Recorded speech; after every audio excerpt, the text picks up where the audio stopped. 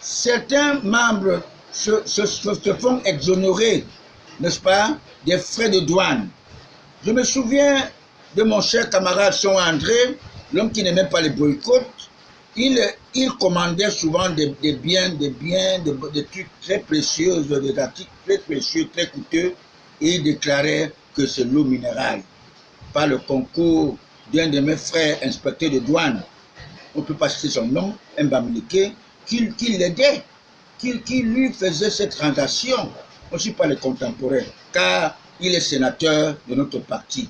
Voilà mon frère Son André, l'homme qui n'aimait pas le boycott, mais il avait voulu, n'est-ce pas, tromper la vigilance de notre père de la nation, Paul Biya, qu'il puisse lui offrir l'hôtel Aqua Palace.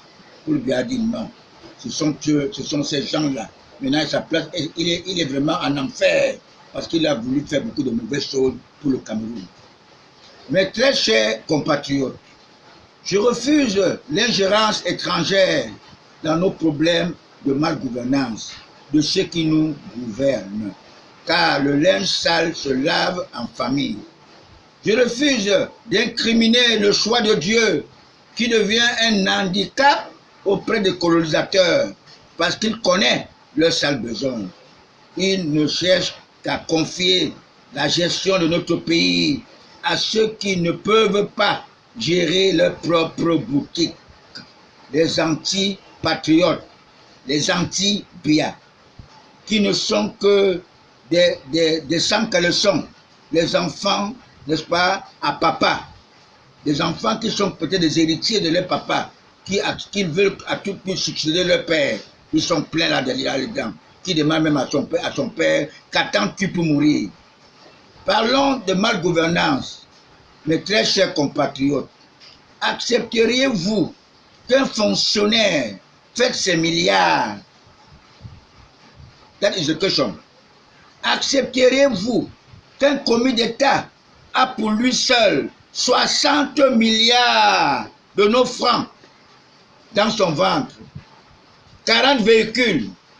Je le dis parce que notre ministre, mon camarade Jacques Famendongo, a déclaré qu'il faut 300 milliards pour que le nord-ouest et le sud-ouest se rétablissent.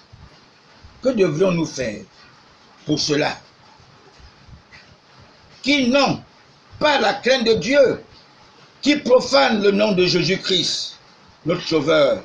Je suis très surpris de voir les agrégés dans la politique.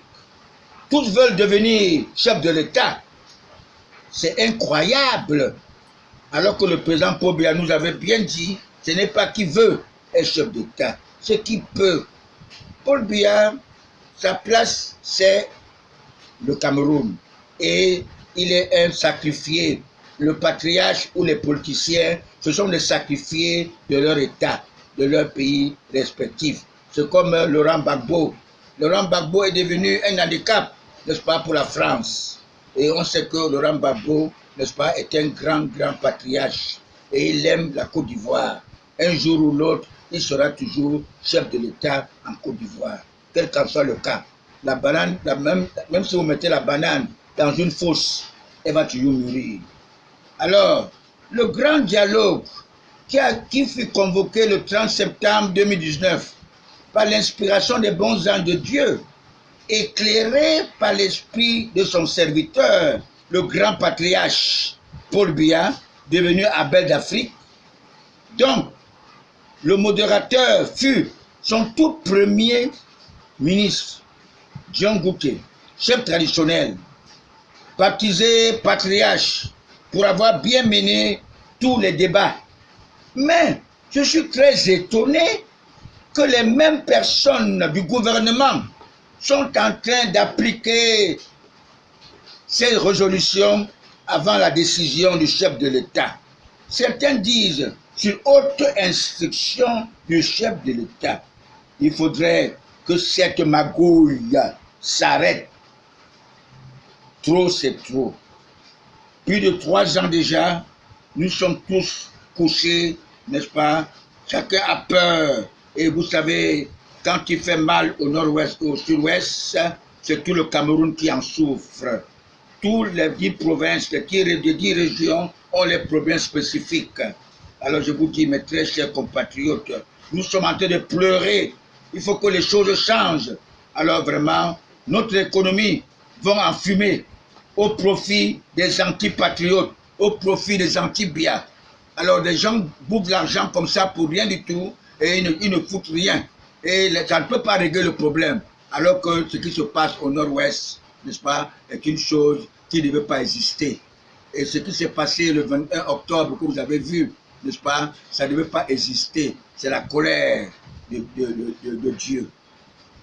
La seule question que je me pose, pourquoi la double nationalité gênerait certains membres du gouvernement alors que je sais spirituellement que tous les ministres ont double nationalité pour leur permettre de s'enfuir comme l'ex-ministre Essimé Lazare, ex-ministre des Finances, qui a passé 4 ans à Hilton Hotel, qui avait mis de côté la comptabilité matière pour éviter qu'on découvre son vol et son pillage. Et je suis surpris qu'aujourd'hui, le ministre Motazé des Finances n'a pas vu ça. Alors que c'est un éclaireur. Il est vraiment la personne vraiment du ministère, du ministre de Paul Biya, n'est-ce pas, que j'apprécie beaucoup, n'est-ce pas, par son patriotisme. Le président Paul Biya, avant, avait tout confié à son entourage. J'espère, par la grâce de Dieu, tout ira mieux. La récréation sera bel et bien terminée. Tous ces francs-maçons qui n'ont pas la crainte de Dieu pour avoir tué son propre fils, qui venait nous sauver. Et il avait même dit de remettre à César ce qui est à César et à Dieu ce qui est à Dieu. Pourquoi il faut le tuer? Et vous savez que le roi Hérode, quand il avait appris l'arrivée de Jésus-Christ, qu'est-ce qu'il a fait, le roi Hérode, qui est roi, qui est chef?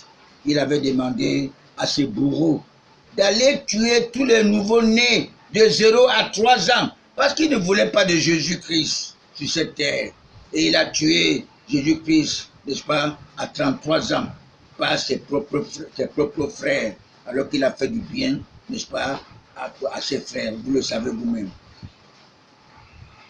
Nous libérer dans la main du Satan, le prédateur, avec leur démocratie de grands électeurs, alors que nul n'est grand devant Dieu. Même Donald Trump n'est pas grand devant Dieu. Qui devrait savoir que la grande cathédrale de Notre-Dame de Paris devait se brûler? Dieu n'est pas pressé, mes chers compatriotes.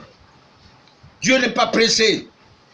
Et j'ai dit, à ma qualité de politologue spirituel, vous qui avez refusé de vous repentir auprès de notre libérateur, abbé d'Afrique, Paul Biya, vous ne faites que le tromper constamment.